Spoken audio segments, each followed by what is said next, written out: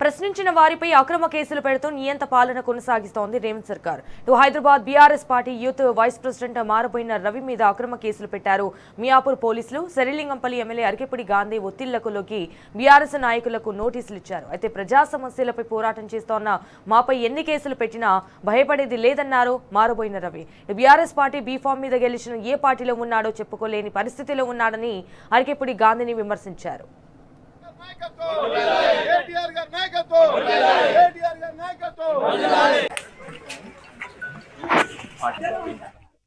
Miyapur police station కు CI గారు శివప్రసాద్ గారు పిలవడం జరిగింది. మేము ఈరోజు గాంధీ గారు మా మీద కంప్లైంట్ ఇవ్వడం జరిగింది. మేము ఆల్రెడీ నోటీసులు కూడా తీసుకోవడం జరిగింది ఈరోజు.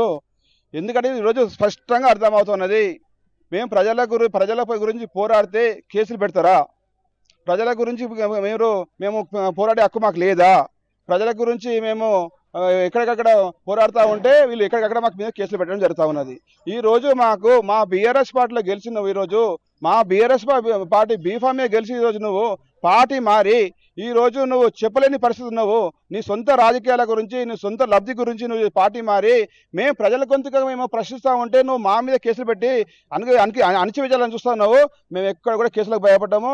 నీలాంటి 100 గాంధీలు వచ్చినా మా మీద 100 పార్టీలు 100 కేసులు పెట్టినా కూడా మేము ఎక్కడ భయపడ్డాము. మేము ప్రజల గొంతుగా ముందుకు పోతాం. మేము ప్రజల గురించి పోరాడతాం.